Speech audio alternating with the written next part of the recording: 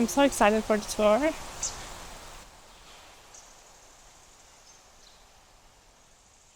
I have a lot of questions for you, and after this, you're going to give us a tour of this beautiful house. We are sitting at one of your newest development called Friar Tuck. So you're going to give us a tour, but before all of this, I would like to open this bottle of mezcal with you. I like to match a drink to my guest personalities, and I had a little help from a store here in Austin called the Shaker Austin. And when I told them about your personality, they gave me this drink. So this is 100% agave drink, and it's very dry. So I told them about your dry sense of humor, how kind you are, and you're very refined and minimum. So this is supposed to be very old world mezcal. Well, let's give it a whirl then. Come on, here we go.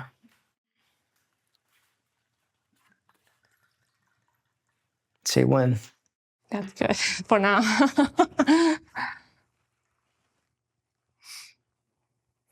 Cheers to you. All right. Cheers. I want to ask you about your mission in the world of architecture. I know you very well, and you always talk about how you don't want to design just beautiful houses. You're trying to create a whole environment. So what do you try to do? What is your mission in the world of architecture? Yeah, it's a great question. Our firm is really based off of authentic living, and we've since divided it into 6 different principles, knowing that we can't really apply everything all at once to every project, given just circumstances, environments, environmental regulations and codes, et cetera, et cetera. Yeah, so even this project in particular, it's we can't really add mixed use to it. It's single family residential, so we try to apply a lot of that as best we can. You talk a lot about authentic living, right? You have these principles that you have on your website. You just told me about a few of them, and these principles are really, some of them, you try to do all of them, but some of them are really visible in all your designs. But what is authentic living to you?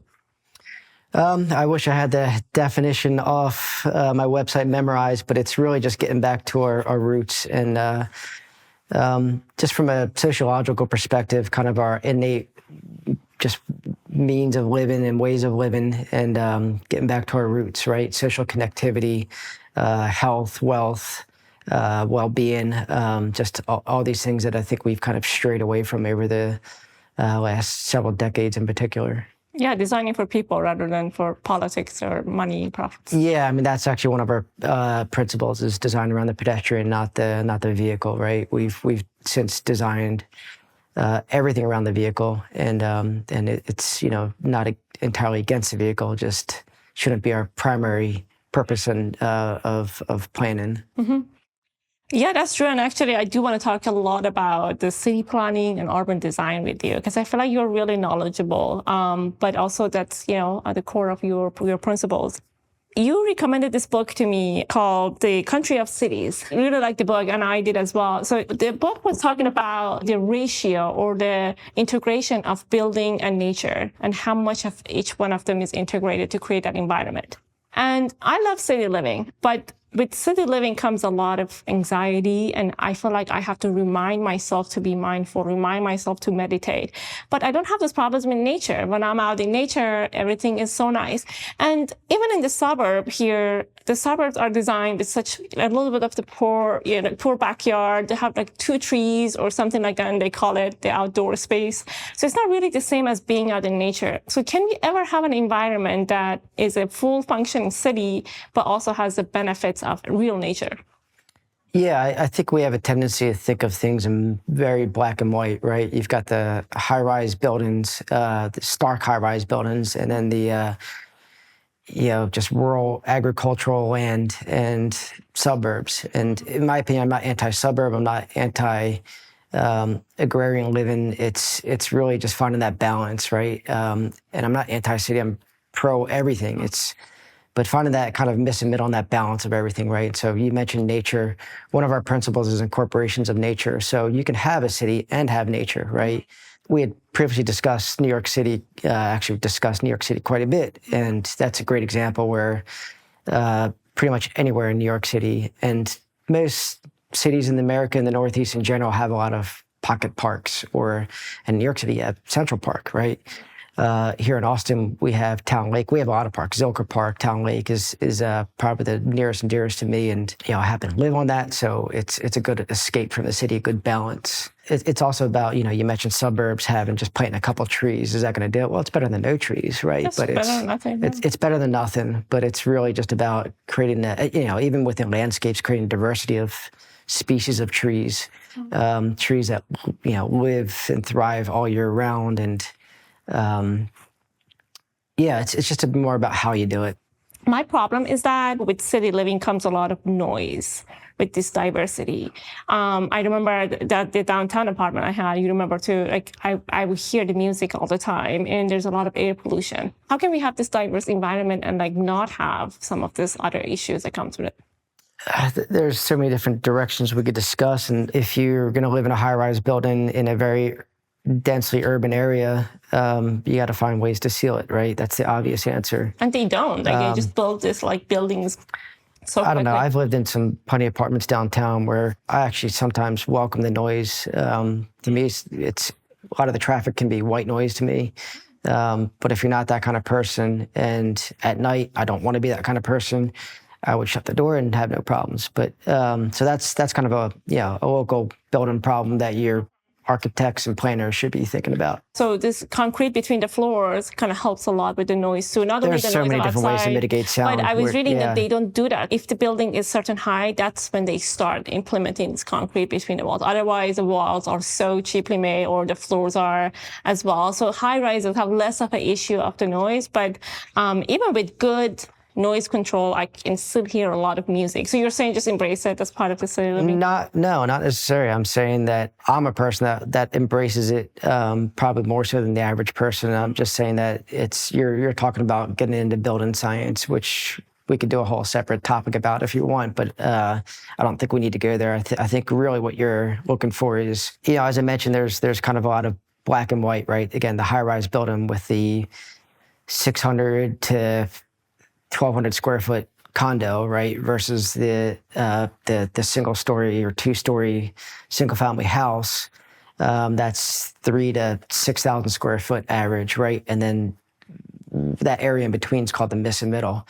That's the area that I'm focused on. That's the area that I think is really important. That's the area that I think is really just missing, especially in America. Yeah. If you look at old world cities, they're very walkable. They're very pedestrian friendly. The buildings are planned to be at a scale that are 2 to 3 stories. They don't have that noise pollution like we have. It's like a balance between architecture, environment, and people. Yeah. I want to talk to you about back to my neighborhood, Austin. So this neighborhood, as I said, I can walk to everything, and there is a store, but I cannot really walk if I wanted to get my stuff done. I was telling you about the other day, and I was ranting about it a little bit because, sure, I have a coffee shop over there that can sell me a cup of Americano for $5-6. And then I have this store that I can walk to, but they only have chips and chocolate and candy, but they're charging me even 40% or 30% higher than average. It's the same brand. I can buy cheaper at other stores. So end of the day, I have to drive to go to these places. So what can we do about this environment? So it's not just diversity, right? It is more, I guess it's more like a rant than a question, but there's more to it. So there has to be a level of affordability, which is so hard in Austin because the land is so expensive. Well, first and foremost, I'm not an urban planner, right? So I can only give you my perspective from a building design perspective. Yeah, we've built our cities around just networks of highways, right? So the idea that your first point, you've said so many things, I'm trying to address one thing at a time. The first point was that it's not very walkable, right? What you mean by that is there are things to walk to, but it's not holistically walkable. It's not comprehensive. It doesn't fix my problems. You have to use your car to drive places, right? And so take Whole Foods, for example, right? Can everyone downtown walk to a Whole Foods? Well, no, there's one Whole Foods, right? And downtown could be several miles long in either direction. So you're probably not going to walk to Whole Foods every day. So you really rely on your local grocery stores. And unlike New York City, where you have bodegas where you can do that, we don't really have that very much in Austin, right? Why is that? If I was a Whole Food or these stores I would want to be, I would go shop there. It's a very simple answer. We're just a very new world city that was exclusively designed and built around the vehicle, right? We were small. Austin was a small town. New York has, well, you've got different levels, right? So if you go outside of the U.S. and you have these cities that have been around for thousands, if not tens of thousands of years, and then you have New York, which has been around for hundreds of years, and Austin, that's really only been a major city for decades, right? Don't quote me on the history of that, but it's fairly recent relative to other major cities. So the car has been thriving as it's grown and been being developed. So we're a car-centric city, right? Just like most cities in America, we're very new world. So it depends. It's all relative. So yes, there are walkable aspects of Austin, but could you get away without having a car and not having Uber? Good luck. Right? No, I was trying to do that this past 2 weeks, and it was very tough. Yeah, you need your car. In America in general, you need your car, right? It's kind of one feeds the other, right? The stores don't exist because people don't need them nearby. They don't, if all you need is one Whole Foods, a big shopping center that could really, I don't know what the threshold is, but if you can drive within 10 minutes to it and make it, that's all you need. Like why, as a Whole Food, why would I open 2 stores and have all this cost when I can have one store and have the same amount of people coming in? So that's what you're saying. But I like your point about how the city was designed at a certain time, because to me, New York was always a walkable city, right? And it feels like New York was created a long time ago before like some of these newer cities like Austin. So they don't have some of these issues because it was always designed on walking versus the car. So that seems to be the key to the diversity. Well, yeah, cars were a newer thing back then as New York was developing and growing. So I don't think they knew how reliable we were going to be on the vehicle. And so it was designed very well for the pedestrian as well as the car. And it's what other city is more pedestrian friendly than New York, right? So that's why I think we're talking about it quite a bit. But actually, this next question I'm so excited about. It's about city and culture. So we live in the U.S. and we have this culture of work hard and, so you can get promoted. And we have this like hustle culture a little bit. And with this culture, let's say if someone is a mom, has a 9-to-5 job and she comes home to a family of 5 and she has to cook for them. She has this 9-to-5 demanding job. Then she comes home, she's tired. If it's between 30 minutes walking and 5 minutes driving, she's going to take the 5-minute driving, go get the groceries, because she has to buy a lot of groceries too. She cannot just go every day to buy groceries because she's busy. The question is, the culture seems like it's defining the city planning. But I was talking to you about the other day, you were saying, no, the city planning influences our culture. So can you tell us a little bit more about that? Yeah, I mean, it could be both, right? One and the other. But, I think one of the greatest examples is Amsterdam. People think of Amsterdam, well, there's 2 things you think of Amsterdam. There's the canals and there's just the how bikeable it is, right? You've been to Amsterdam, right? Yeah. I haven't been. It's been 20 years, and it was... Even back then, it was very walkable? Yes. I think it's since gotten more bikeable. I don't know how long ago it was, but relatively speaking, it was pretty recent. And that was not, not that there wasn't the will of the people, but it was the government that really initiated that, right? Probably based on the will of the people, but it wasn't the people that changed that. It was the government really set forth the infrastructure to allow it. And then people started adapting it, right? So it's I guess the moral of that story is we really do need to rely on our governments, and without getting into a socio-political conversation, it really is important. It's I mentioned before that I could only do what governments allow me, what my clients allow me to do, right? Right. This house is a great example. It's a single family zoned SF2 zoned house in Austin, which means at base level, I can do one house. That's it, right? And that's everywhere within a mile of here is this neighborhood, and that's what it is. It's just all single family zoning. So, no, I can't create walkability. I'm not, I'm not in charge of any of the planning here. So yeah, I think you could have the will all you want, but it's really up to your governments and your elected officials, and maybe that's a plug to go vote. Right, because that's the only power we really have. Yeah, and there are some cities who are doing the right thing, like Singapore. We were just talking about this, and I was learning about it recently, like how much the government helps people to help themselves. But actually, there was another question that I was going to ask you about, which is about shared efficiency. And healthy behavior. So you have this principle on your website talks about shared efficiency and multi-using space. An example would be, so you can use your kitchen island for a dining place. You don't have to have a whole dining room for it, which I love in theory. And this principle really promotes a lot of sustainable and healthy socially environments.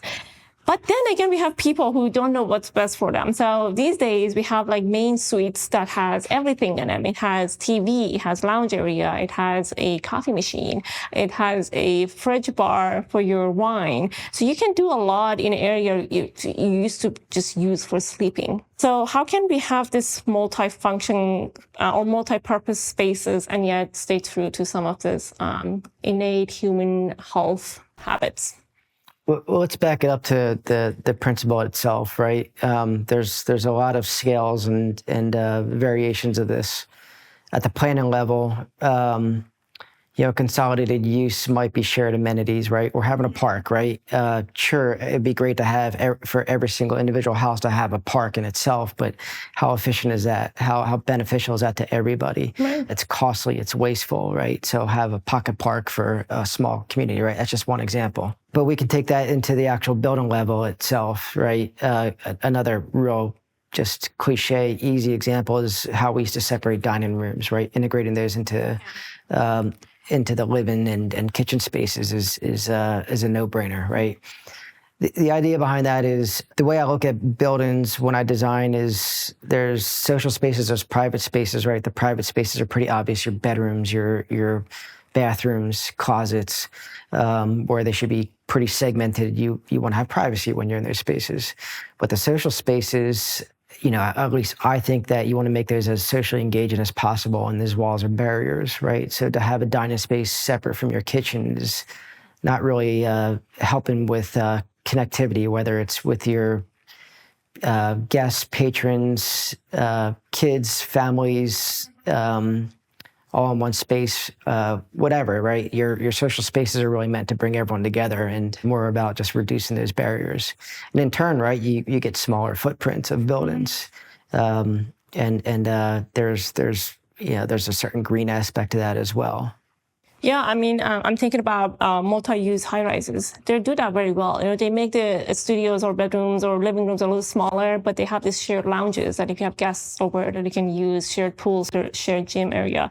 I was actually reading somewhere, or maybe listening to a podcast, I forgot, but they were saying how in near future, we will not have our individual kitchens at home. So there will be like these houses, and then there will be a main area where everybody goes and cook, and then they come back home. Do you think that's true, or where do you see that going? You see that a lot with on college campuses, around college campuses, where Recently, recently overseas, you see that a lot. In Scandinavia, you see that a lot. A lot of social spaces where the kitchen areas are shared, they're and just common areas in general. Economy with especially younger generations not be able to afford houses, you're going to start seeing more and more of that. Yeah. I've seen a few examples in Austin like that. One was a failed venture over by my office. I can't remember the name of it, and they recently had to give it back to the bank and rebrand it, and now I think it's just general apartments. But it was geared towards students or young professionals, and they had shared spaces. And I don't remember to what extent. I just remember it really being a cool concept and something that was relatively new to Austin a few years ago. And it's sad to see it fail, but I don't know that it's really because of the concept or just how it was some alternative reasons for it. But it's still a good concept. And would you live in one of those places? It depends, yeah. I mean, my ideal environment is, even if I were infinitely rich, I don't want a single family house disconnected in a suburb. I want to live in something that's socially connected to some degrees, if not many degrees. I'm not much of a private person. I don't need my own swimming pool. I don't need my own gym. I don't need my own, There's a lot of things that I have no problem sharing, and I'm all about living in a micro community that's part of a macro community, right? Something that's tied to a larger network, right? Which all segs into new urbanism and those kinds of principles. Yeah.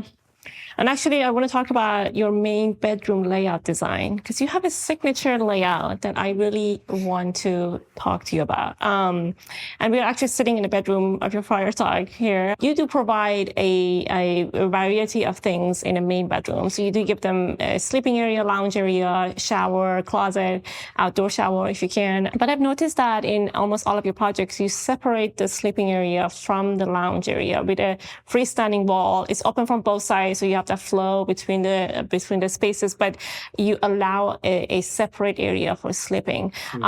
Is that just for aesthetic reasons, or is there more to it? It's not aesthetic at all. It's really functional. And I mentioned private and public spaces, and even within inside of a house, but I think there's a lot of gray areas as well, right? So even though your bedroom area really is a private space, you can create social spaces within your bedroom, right? For couples, obviously, right? And so we're actually in the lounge space of the primary bedroom. Behind us, or behind me, is the bedroom itself. Mm-hmm. The bedroom is pretty small. It's tight. It's not very exposed, and that's purposeful, right? If you think about authentic living from an anthropological perspective and kind of human traits and characteristics, why do we need a bed? Why do we need to sleep? Why do we even sleep under blankets, right? That's a weird concept. It's a protection barrier, right? We want to feel protected. We don't want to feel exposed. Thousands of years ago, we were worried about being exposed and predators. That's still part of our monkey brains. It's still in there.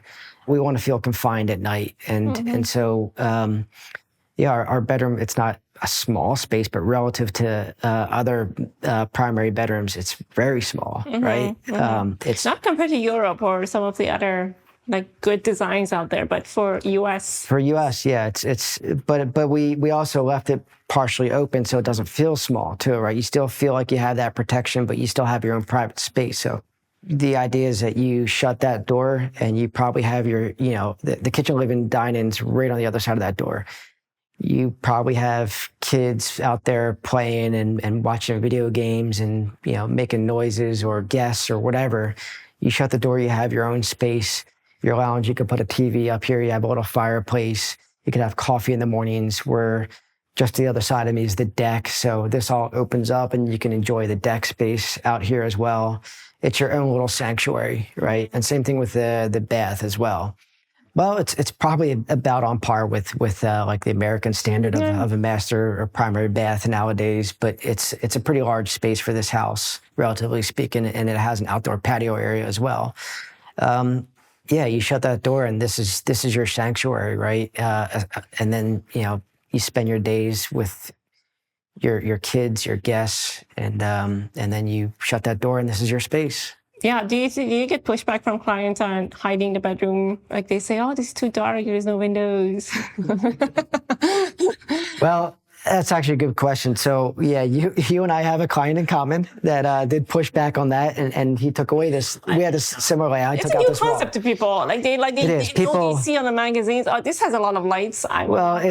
He got scared of different, right? And so it was a last minute decision. Like, okay, let's not do this. He hasn't seen this. I would love to take him here. But the other thing too is you're not right, and I still believe that you should get some natural light, and even though you want to tuck away to your sanctuary in your bedroom, circadian rhythms are important. It's important to get that natural light in the morning. So we have a huge skylight that overlooks the bed. So excited to show people that, not for the audio people, but for the video people to see that. And you had a very poetic way of explaining it. Can you tell us what's the point of this skylight? Oh, there's nothing poetic about it. It's pretty straightforward. It's pretty dumb straightforward. And I love simple, dumb solutions, right? You don't really get overhead light just because of the directions that we're facing. You might get a midday, so hopefully you're not a midday sleeper, and if you are, you can get some shades, but you'll get some soft overhead light pretty much all throughout the day. And so in the mornings, it'll help kind of wake you up, but it's a nice soft glow. And then at night, you can look up at the stars. See the stars. Love it. So actually, let's talk about materials now. I know you said we can talk about this for hours. But one thing is that it seems like, at least in the US, materials is often overlooked. If it looks good to the eye, if it's a certain color and certain design, it looks amazing. But most people, they don't care about the quality of it, or what's the health benefits or health risks that it has for you. But you use a lot of natural materials, and you go out of your way to use it, because you, as a developer, you don't get your money back from it, because in US, a lot of people maybe don't demand it, concrete, plaster, or rolled materials.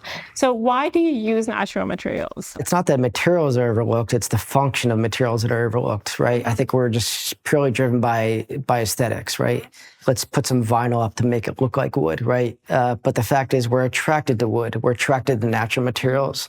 So there is an aesthetic quality and connection to that as well. Well, people may not know that this is fake. A lot of people may not know. It's exactly. Between a fake one and a real one. Yeah, there's you can veneer anything, right? And we're trying to use natural materials as much as possible for a lot of reasons. I can go in a lot of different directions, but we've got American clay right here. This is a great example. American clay is a plaster, and there's a lot of different types of plasters, but American clay really gave us the most health benefits of all the different plasters. Why is that? Well, so there's so many different benefits. It actually purifies air. It releases negative ions into the air. It absorbs humidity and releases it when it's dry. It actually moderates thermal temperatures as well.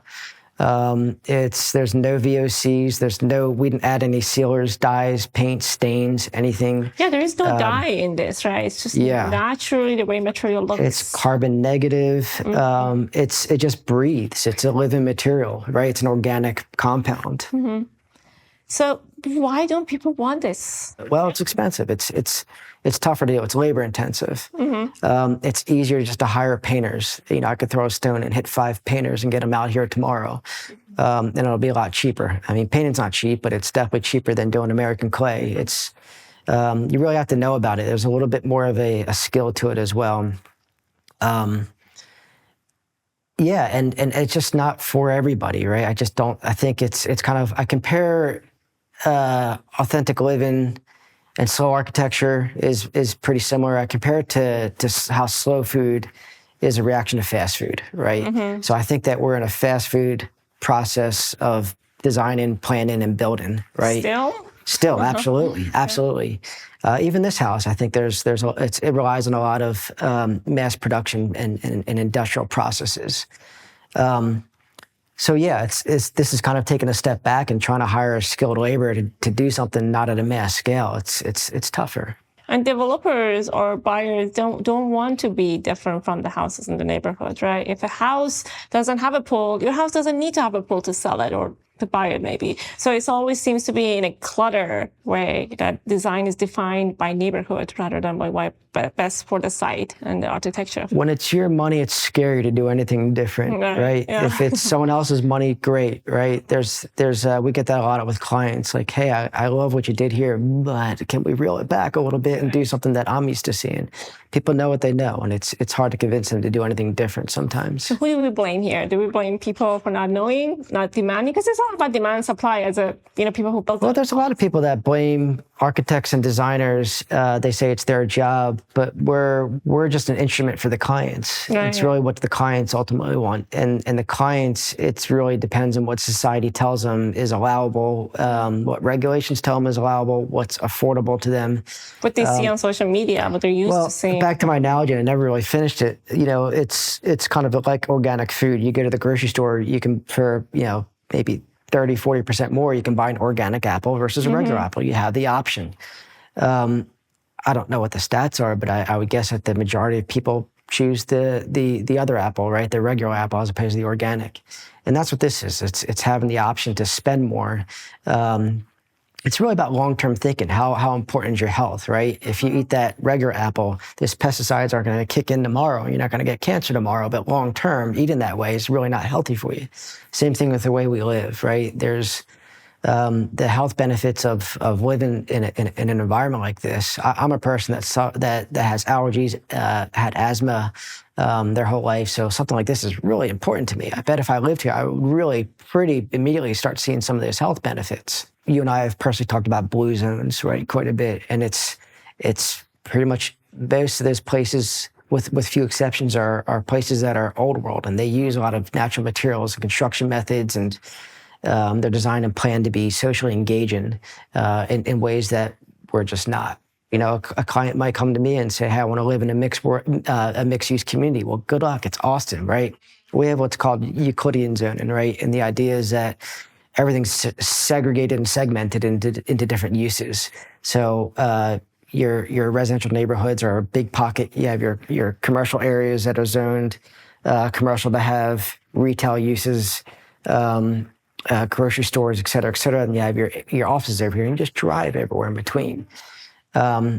Even if I wanted to, I couldn't put a grocery store in this lot, right? There's nothing I can do about that. Yes. So, circling back, come full circle, a lot of it's up to the government and your local jurisdictions and agencies and HOA boards and deed restrictions and all these There's a things lot that to deal dictate with. things. A lot needs to go right, we always say, for the environment to look quality and nice.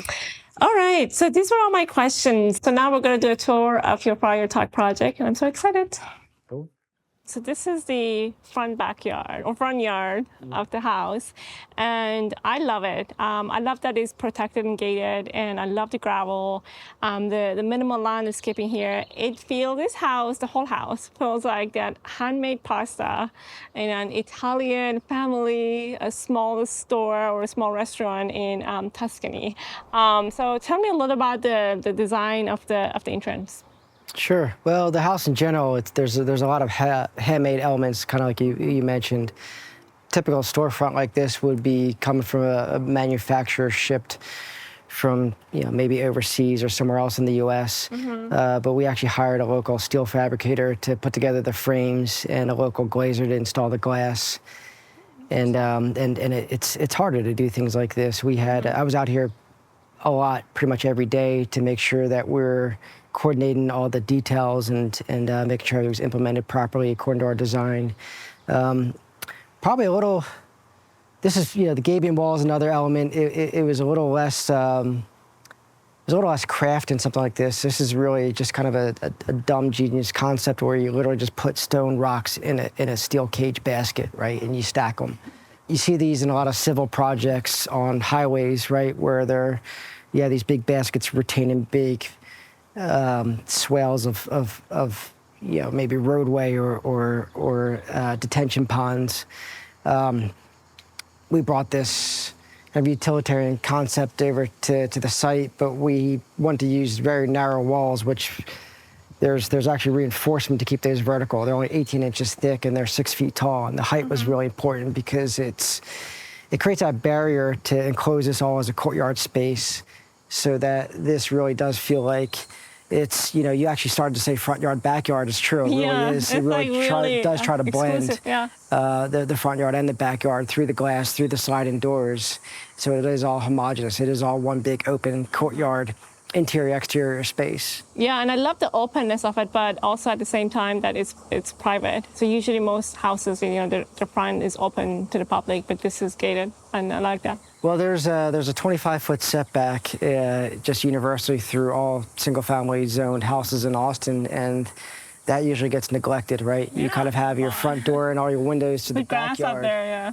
Yeah, there's not much usually going on in here, so we figured, per code, let's use what we can do and put a wall up and create a barrier, and hope that someone actually uses this space, right? They can create their own little garden area. They could use it as a little lounge space, set up some hammocks between the trees. We have some really beautiful old growth trees that give a lot of shade and protection. Yeah. So we want to celebrate that, and they're front and center. I think it sets a tone, for entering the house as well. It kind of preps you to enter the house, yeah. So let's get in. Sure. So, Jared, we are in the main bedroom, and we talked about this layout a little bit during the QA, and this is a lounge area, and you have this wall that separates it from the sleeping area. Can you talk a little bit more about the layout?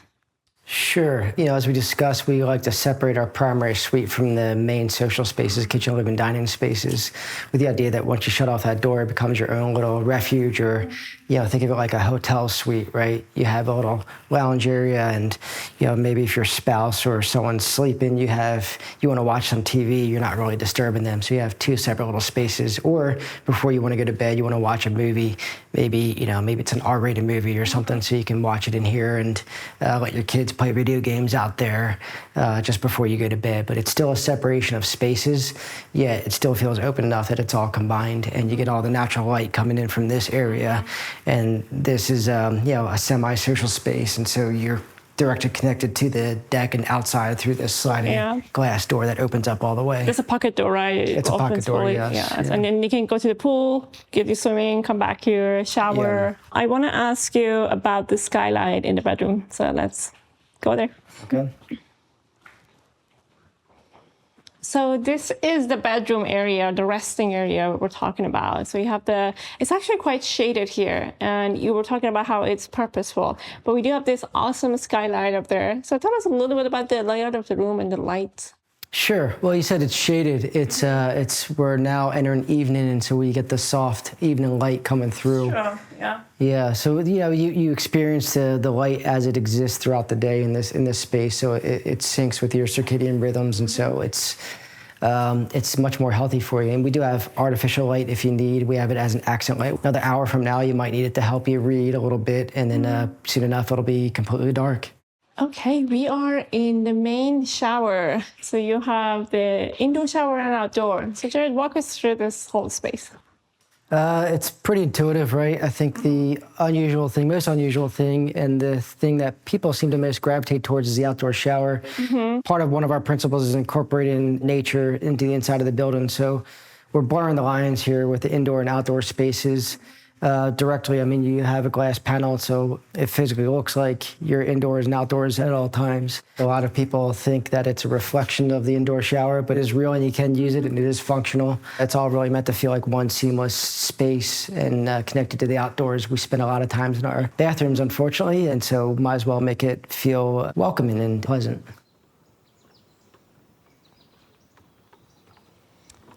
So I know you also had a lot to say about the landscape of this area. So what is this tree, and why did you choose this tree? It's a vitex tree. It wasn't the most ideal. I wanted everything to be as evergreen as possible, but it's deciduous, and I think it'll even maybe semi-evergreen, so it'll keep its leaves mostly throughout the year. Very cool. But I did like that it was multi-stem, and it's adapted to the Austin climate, and I believe it's native. So I think those were the most important things. Okay. And you were talking about the wood and some of the material that you chose for this project, and you have the deck and you have the wall wood. So talk about those. Yeah, so this is thermally modified ash. It's actually a Thermery is the brand, but what they do is they just bake it, right? So you're familiar with your Shugibon process, right? Where they literally just take a blowtorch and burn the face of the wood, scrape it, burn it, scrape it, and that creates a layer of resistance for rot, mold, mildew, insects. Mm-hmm. You also brought some of the elements of the front yard to here. You use gravel. I even love this, I don't know what you call it. It's layered landscaping around here. And also you have the pool and you have the guest house. So walk us through this area a little bit. Well, yeah, if you kind of look at the front yard, there's a glass volume where we have the kitchen, living, dining area, and the backyard, and the doors even actually pocketed and open up. So it's really meant to feel like it was all one space, front to back. So if you're in the inside, you have outdoor area surrounded on both sides of it. And my goal is usually to try to keep our palette, material palette, plant palette, whatever it is, as simple and minimal as possible. So we have a lot of the same rhythms, concepts, materials in the front and the back. Now, the tiers, we just decided that the best place to try to get some of this greenery around the deck was actually at the deck level. On the nose, we had this tree through the deck, but on these tiers, we planted some muley grasses, some agaves, and these will actually fill out really substantially and get really tall and start to overtake this. To the point where my landscape architect kept saying, "You sure you want this? They're going to get too big." Yeah, So no, there's no such thing as too big. I want this to fill out.